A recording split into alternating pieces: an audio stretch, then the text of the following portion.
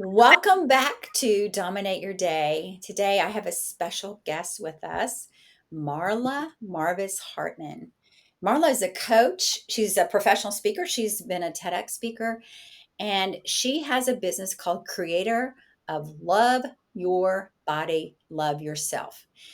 And Marla, welcome to Dominate Your Day. Oh, I'm so happy to be here, Dana. I feel like your podcast is really full spectrum for so many people out here in the business world with your business and mindset advice. And, you have amazing guests giving like real stories that really get in there. And then I love all your little practical advice in your Leader's Digest and the Monday motivation. So it feels like you're really hitting a lot of things for people. And I feel like if you found this podcast, like take your time and go through, you're really gonna be met by all of that. So thank you for the good job you're doing, Dana.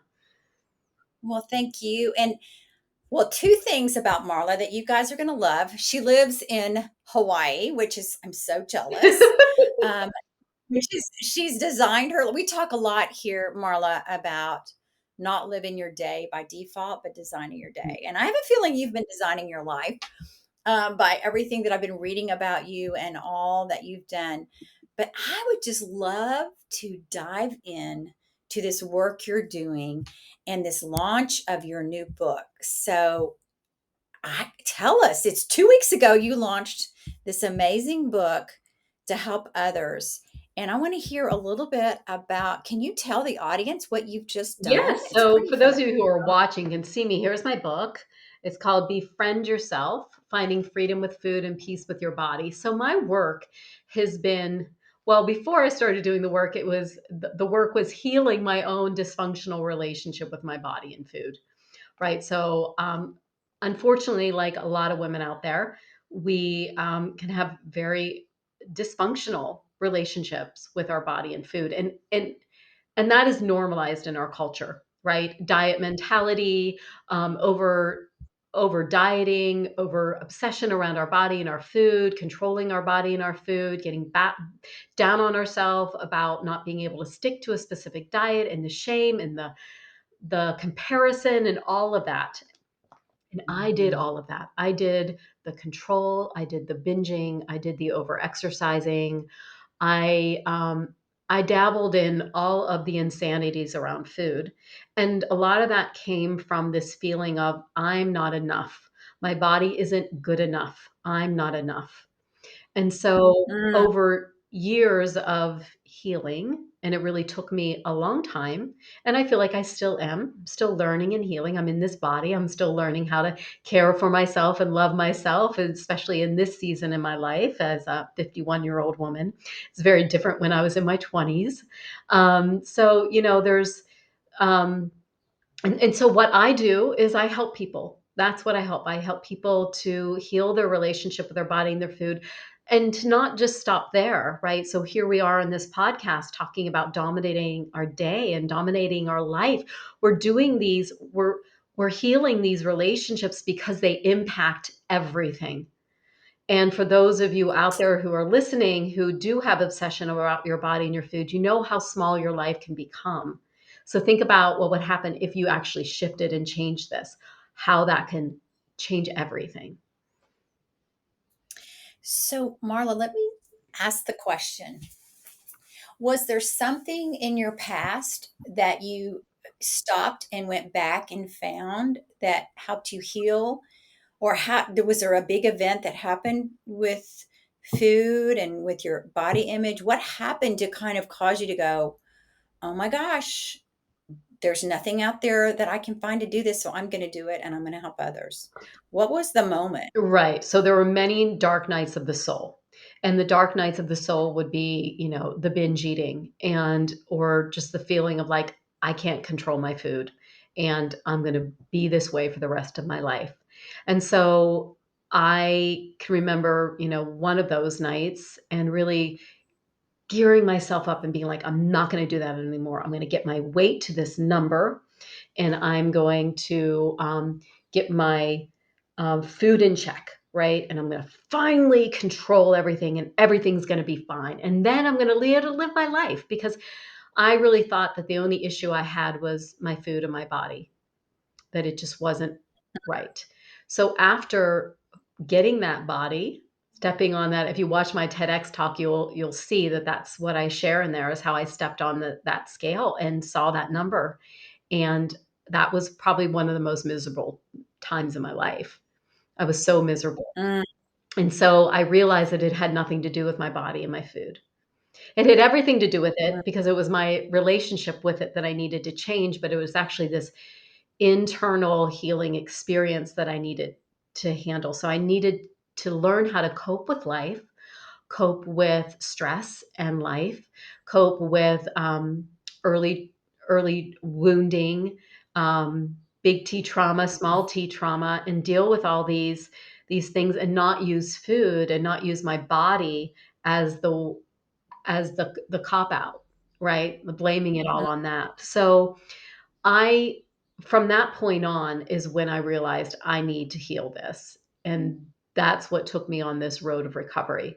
That took me into finding the spiritual practice of Reiki. For those of you, I'm a Reiki master. I've been doing that for over 20 years, and it's a spiritual healing modality.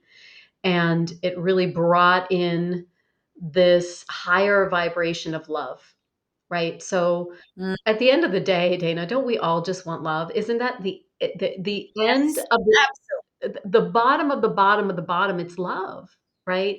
And when we can't access that on our own, or when we weren't given that in the ways that we needed it, we've all needed love in a certain way. And it's not even, it's not that person's fault or that person's fault, but sometimes these parts of us need something that they don't get. And so then we can grasp for food, we can grasp for alcohol, we can grasp for things that don't actually meet that hole, that void, that upset and pain. Mm. And so we have to find something that actually does.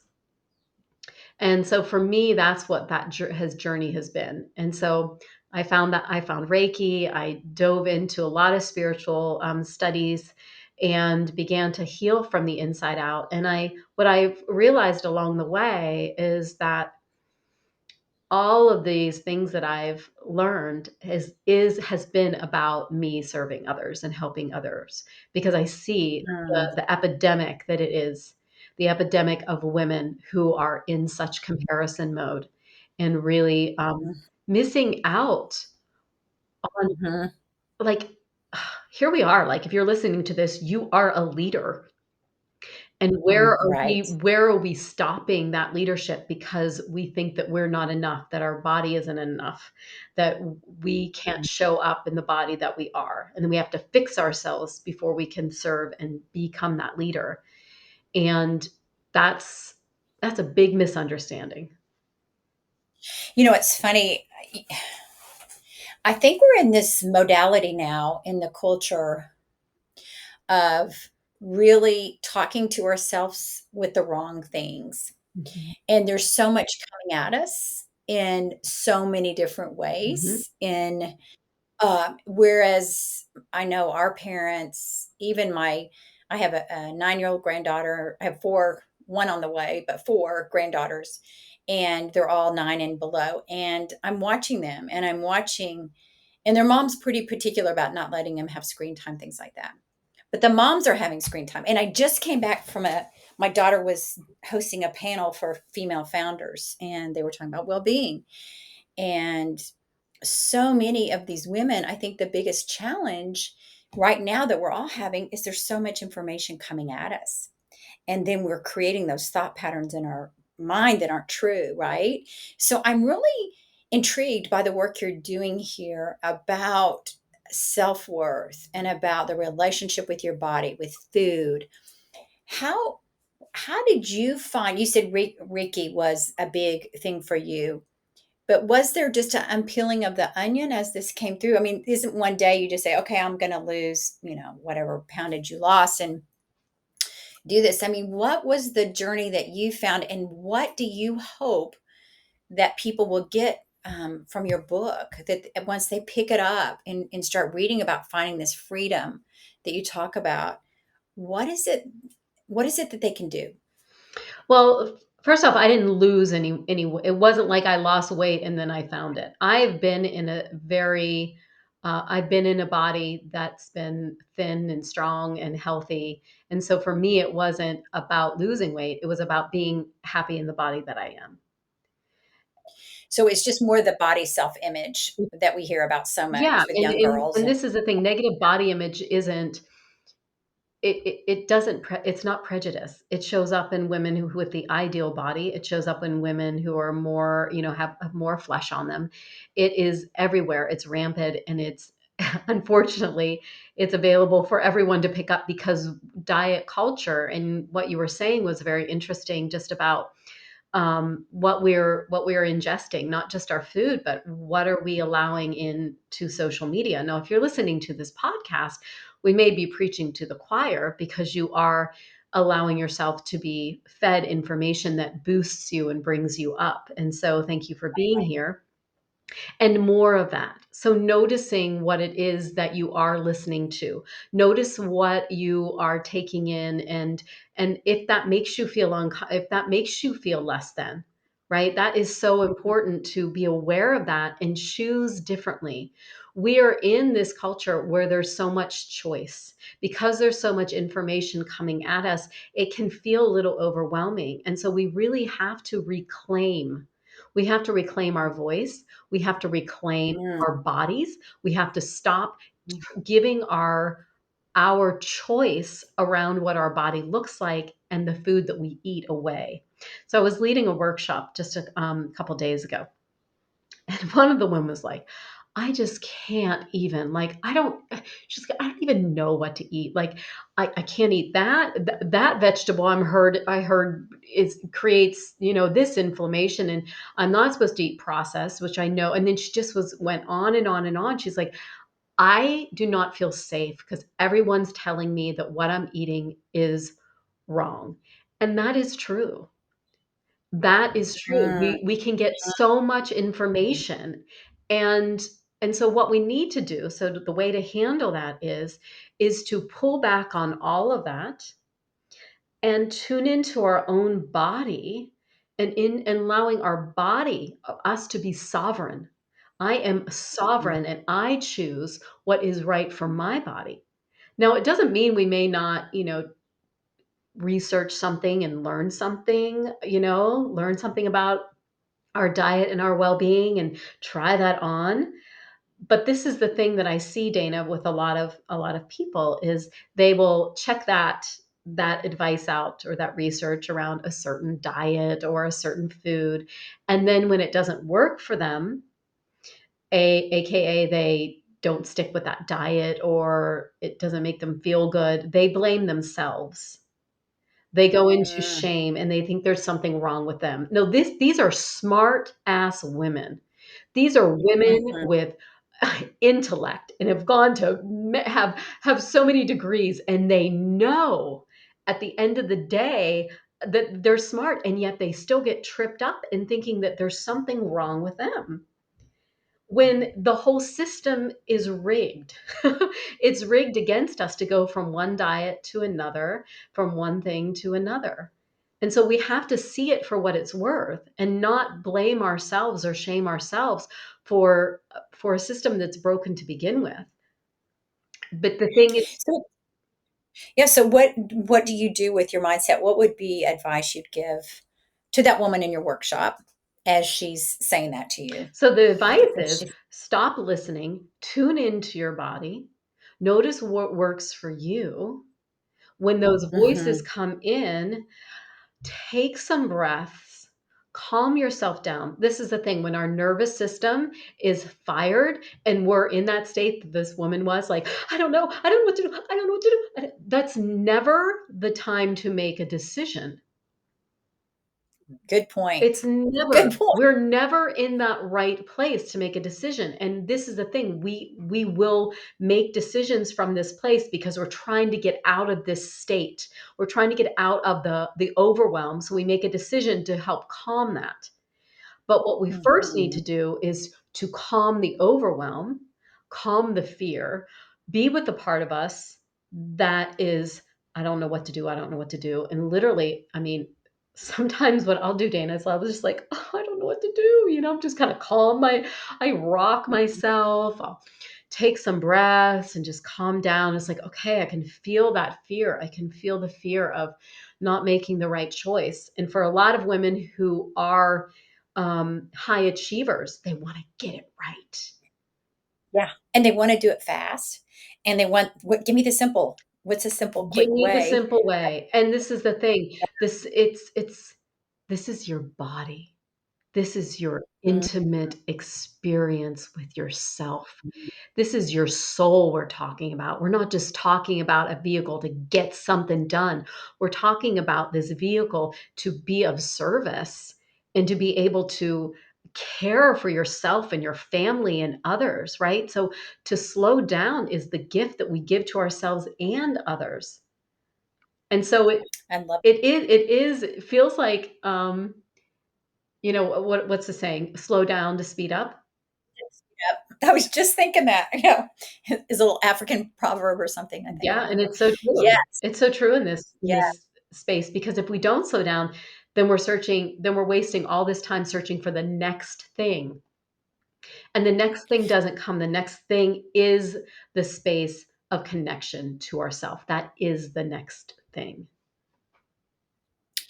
Why do you think so many of us, and I'm saying me included, don't connect to ourselves?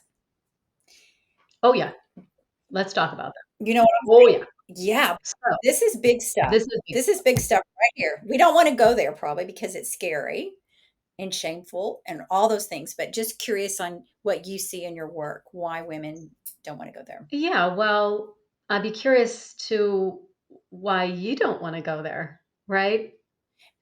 And this is like deep, like 12 years of working on self-discovery and using strengths, using other things, but really realizing, wow, there was stuff. And it goes back to some work that I've seen Jamie Winship do. I don't know if you've heard of him, but he's written a book called Fearless Living. But he talks about going back to your identity. And sometimes we had a trauma or we had an event happen in our childhood, and we got to go back and deal with that trauma. Or you talked a little bit about little t, big T, before we can go forward. But that's where our authentic self is. And that's why I'm so passionate about people finding their authentic self and loving on their self. Yeah, So your work, I just love what you're doing. But for me, it was going back and figure out what was that in my childhood yeah. or that happened to me that made me have these patterns that I saw when I did my life map of things that I was like, oh, I've got to work on those things. Right, And beautiful. then hold on to them, but learn to go, no, that's not me anymore. This is my authentic self now. It takes people pleasing and codependency and all those things that we do because we did them way back then as part of a trauma release. So it's just interesting. So that's why I was curious Yeah. about it. So I'd like to answer this question on two different levels. One is to share a story about a client of mine, and my client came to me, and she was dealing with some trauma in her early childhood, and she didn't really want to go there, but she did, right? And she didn't know how to handle it, but she didn't really want to talk about it, but she knew she wanted to, right? It's that kind of dance, and then when we finally got to it and kind of unwound this,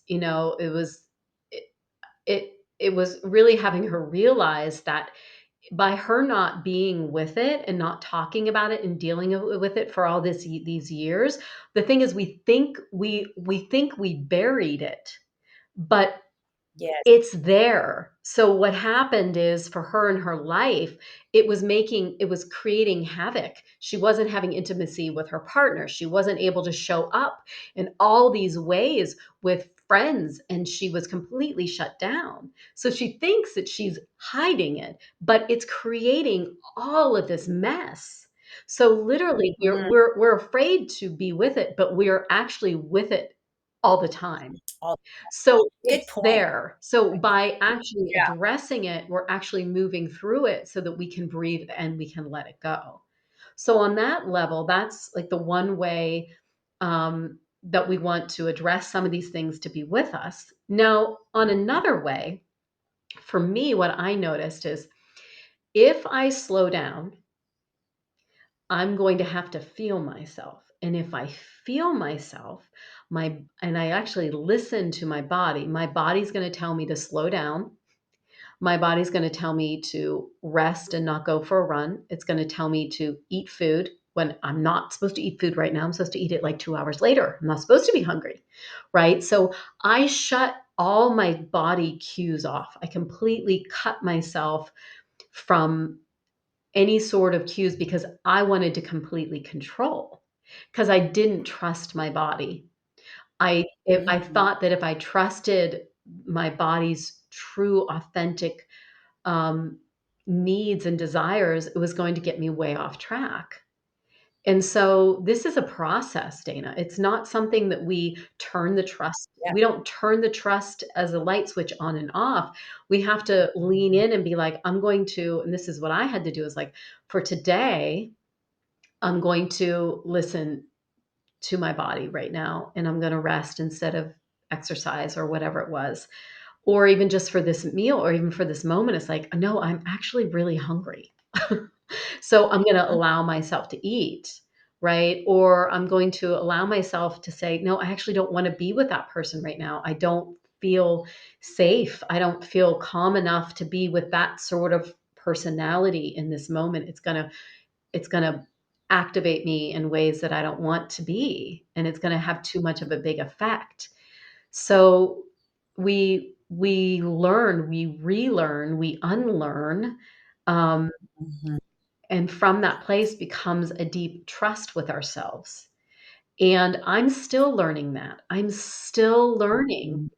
these little moments where I'm like, "Oh, just another 10 minutes of exercise." And then I do that, and then I'm like lying on the couch for an hour. It's like if I would have had I just listened, I likely would have had more energy for the rest of my day.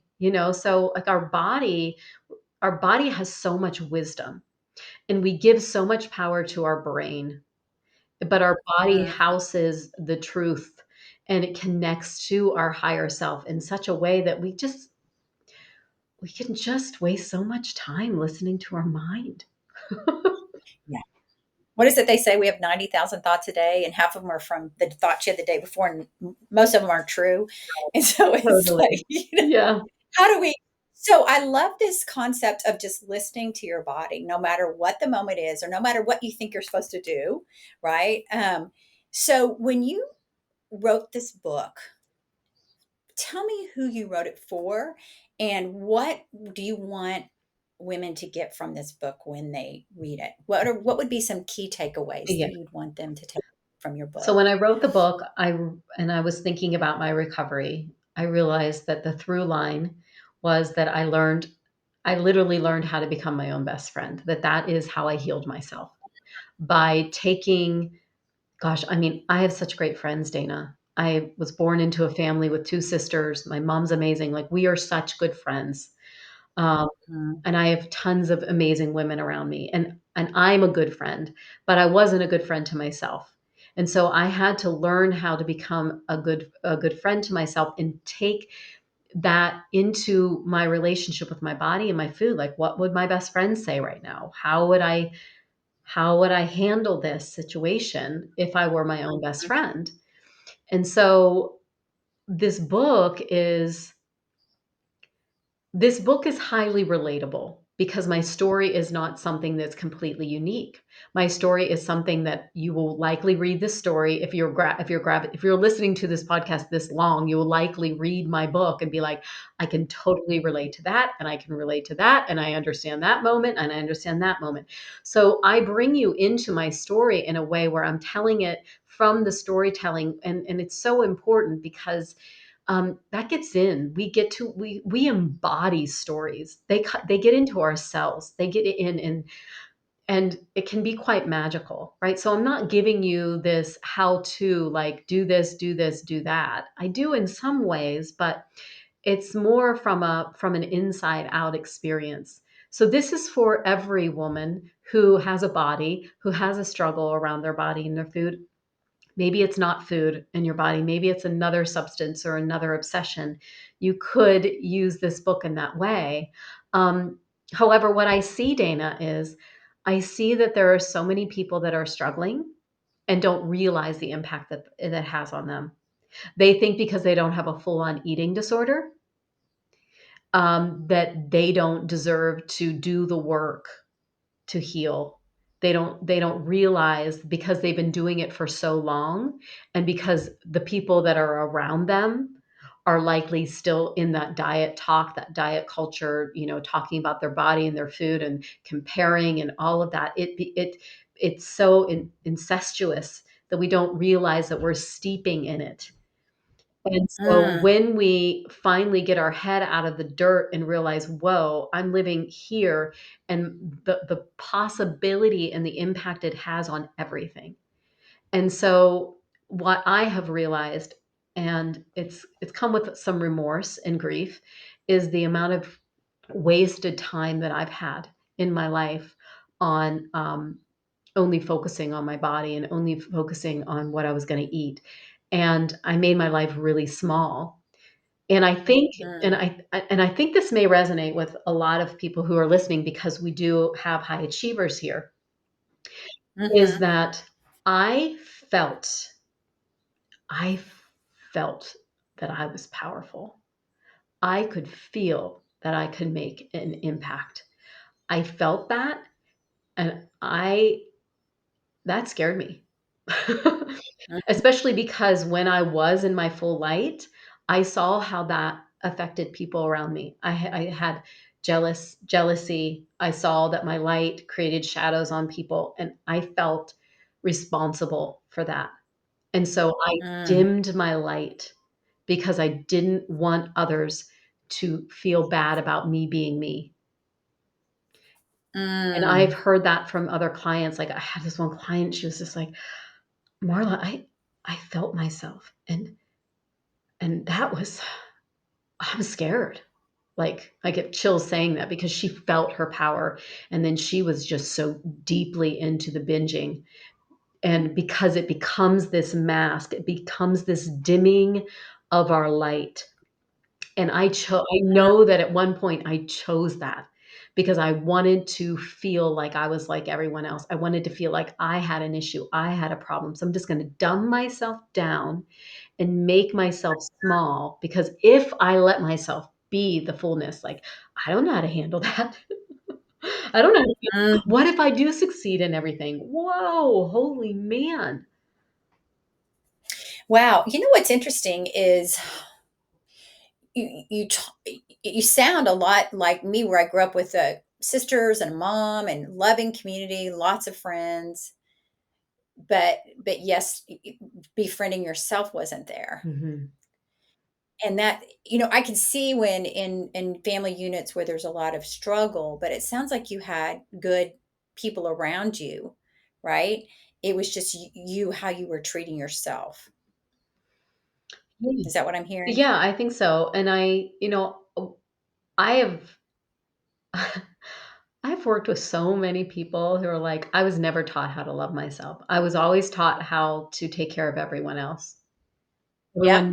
Everyone's needs come first, right? And being brought up in a Christian environment as well, it was always about someone else above yourself. And I think in some ways our society, that there is something about the self-care, that although some of that is like, a little muted around, self-care, there is a little bit more of this importance being on, like, we need to care for ourselves. We really do need to care. And you know that, working at an airline, put your own mask on first, right? So, Absolutely. right. Absolutely. And so I'm hoping, and what I feel like within this whole body love, body positivity movement, that there is a balancing of the negativity that's out there. So where there are a lot of airbrushing and all of that, there's also a lot more people like myself and like you that are holding the light and allowing people who are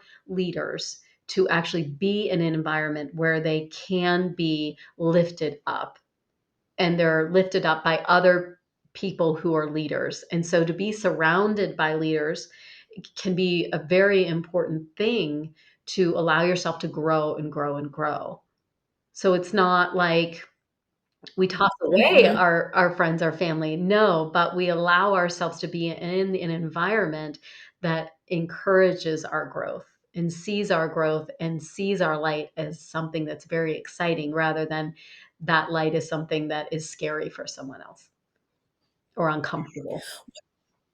And you mentioned some great things here from, dumbing down the way that you saw yourself because you wanted around your surroundings, just the shame and how you end up unlearn some things and listening to your body. So I got a call on Monday morning, and one of my mentees, also a client and a friend, she called and she was on her way to the airport to go speak in DC. And she'd just come off of 2 weeks of taking care of her daughter in the hospital, and she was stressed. And she's like, I can't do that. I don't know. She was going through all things. But I was so glad she called me because she is so got it. Mm. She just needed that accountability buddy in Yeah. that moment Yeah. to help bring her into. And I think as women, we think, I've got this, I can do it all. But we don't realize, like you said, is that this is a continuing work. It's not like I can, and when we're having those moments, who can we call to help us kind of walk through what's going on or talk through so that we're not talking to Right, ourselves, right? So, and the fact that we often think I don't know how many people have said this to me, "I wanna be strong. I wanna be strong. I'm trying to be strong." I'm like, "Well, you're a woman, and one of our strengths is to feel our feelings. So, just yes. because you're crying doesn't mean you're not strong. No, you're strong because you are crying because I mean, I feel like my ability to tap into my emotions and to cry is like my superpower. Because when I'm stressed Mhm. out, if I can allow myself to have a good ugly cry, I just relieve so much tension, so much release, and then I am back in that place. So being strong doesn't mean we don't feel our feelings. In fact, it means we go in there, we feel it, we get in there, we wrestle around, and then we're just like, "I'm back." Yeah, and I think this is why it's important at work to feel safe and Mhm. to feel like you've got that best friend at work that you can talk to when things are feeling a little off, or you can say, I just had this conversation with somebody and I'm feeling like he or she put me down and I'm not feeling good about myself, and process that with somebody at work. That is why having a best friend at work is so Oh, important. God, it Um, really is. I mean, it's so powerful. Gallup has it is the top 12 engagement, one of the scores. Really? Yes, and I come across this all the time when we're doing the survey of people. What is this best friend thing? Why do I have to have a best friend? Well, here's why. You've got to have that person, that accountability buddy, that when you're having a good day, bad day, or you just need somebody that loves you, that trusts you, that is your hero, that you can go and vent with. Just like you described sharing your feeling, it's okay to cry. It's okay to have that feeling and have that safe space. But it's been a part of the engagement survey from Gallup for Wow, years. that's great. And And yeah, then and yeah. then what to do when we don't have that, right? So that's one of the things I talk about in my book is like those moments where we want that acknowledgement. We want someone externally to acknowledge us, whether it's our family or whether, we just want to be told that we're doing a good job, right? We've all had those moments and then we get really bitter when it doesn't happen. And so the encouragement that I would have for you is to slow down, to quiet yourself down and just say those things to yourself. I'm doing a really good job. We're doing a really good job. Look at how you've showed up today. Look at how much you've done and just go through it and speak to yourself literally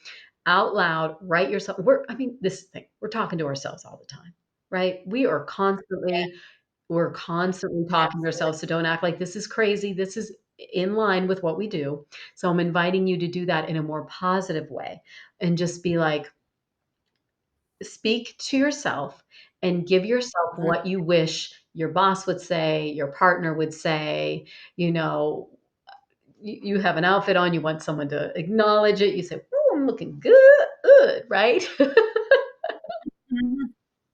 Yeah, those things like, oh, does this make my butt look big? That's one of the things I hear from my friends sometimes.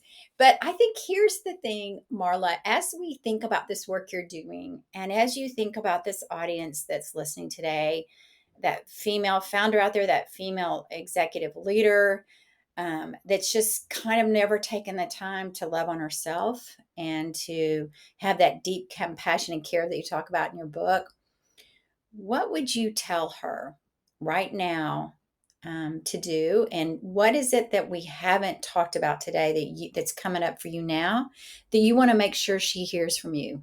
I want to stress the importance of not speaking mean to ourselves. I think that if the biggest takeaway that I would give you is for you to change your relationship with your body and your food is to stop talking critical about yourself, being aware of when you're Yeah. talking critical, um, and questioning those thoughts. We create so much anxiety and stress. We're already in a world where life is has so much anxiety and stress. It's you know, Mm, we're in this society where we know what someone's doing the whole way across the globe, and then we feel that, right? So it's already there. So we don't need to right. create that. And that's what we do. Every time we speak mean to ourselves, we're literally kicking cortisol into our system. We're making ourselves wrong. And so it is one of Mm, the most potent potent tools to be on that. And that is not something that we just learn and it goes away. I mean, we do learn. I mean, I realize um I'm like on it with my thoughts, right? And then sometimes I'm like, yeah. "Oh my gosh, I've been saying that to myself for a while now. I need to stop that," right? It's like or I'll have a friend be like, "I can't believe you just said that about yourself." Or you can't what you're saying that languaging around that is like not okay. I'm like, oh, "Thank you." Right? So it's being very aware of how we're speaking about our environment, how we're speaking about ourselves, and go down that road of learning why you're saying these things because some of them don't even aren't even true and there's something your mom said like 20 years ago you don't even believe and it's just like delete delete delete. I love that, Marla. So, what would you tell? I mean, I'm listening to you getting chill bumps thinking about the generations you can change from here, Yeah, from this work. yeah, so it Us as mothers, grandmothers, whatever, what can we do with our 6, 7, 8, 9-year-old granddaughters to help them love themselves more and talk to themselves better? so my I think yeah so my book what is actually dedicated to my nieces and I Oh, have, 1, 2, 3, 4, 5 I have 8 nieces. 7. I have 7. No, I have that's 10. I have a lot of nieces. we do too in our family. 8. I have 8. And I realize it's like, I wanna pass this on. I do wanna pass this energy on. Now, in moving to Maui, right, that's how everyone relates to each other. Auntie, uncle. I'm an auntie. I'm Yes. Auntie Marla. Hi, I'm Auntie. Oh, Mhm. go talk to uncle, right? So not only is it to my nieces, my blood nieces, it is to all young women. And Mm, it is so important. So what we can do, the leverage that we can do is when we heal our own relationship with our body and our food, when we clean up how we're talking about our diet, when we're cleaning up how we're talking about our bodies around younger girls, that definitely changes them. So if we're talking about ourselves in negative ways, that imprints them. That makes them think that they're supposed to do that as well. So just knock that off, right? Just mm, stop, right? If you want yeah, them to love themselves, stop talking mean about yourself in front of them. Stop talking about, oh, I shouldn't eat that because I'm putting a bathing suit on later. Ah, yeah. don't do that, please. And then the other thing that's really important is that when you see a little girl or a little boy, I have a son, and you don't have the first thing that you say, "Oh my gosh, you look so cute." No, it's so hard because they are so adorable, right? But Yeah. when we're only commenting on what they're wearing and what they look like, that is what they think they are. And so we wanna Mm, get a little bit more, curious. We want to engage them in another way. Like, "Ooh, oh, it's so nice to meet you. Wow, you have that bear. What's your bear's name?" Or it seems like wow, you're really fast, right? We want to engage them in a different way. And this allows us to connect actually with our hearts. So good. So good. Such gold. So I see that if you buy your book, you get a discount for a workshop. Is that right? Or The a workshop is over, special but what you do get is you get my free Body Compassion Collective course. Oh, you get a free You course, get a free online course. course. So, yes, this course I've been doing for a long time. So, go to Amazon, buy the book, come back. We'll have the show, and I'm hoping in the show notes, we'll have Show that link for you, and then you can get my Body Compassion Collective course. Um, yeah, it's a great Awesome. course, and I invite each of you to, reach out to me. Obviously, I'm pretty approachable, and you can find me on Instagram at Love Your Body, Love Yourself Always, and you can message me there and just say, "Hey, I have this going on. What do you think about that?" And we can chat it up. I'm so excited about continuing our conversation. I could talk to you for Yeah, hours. we could talk for a Uh, while. Guys, get her book, Befriend Yourself: Finding Freedom with Food and Peace with Your Body. I love that. It's a great title.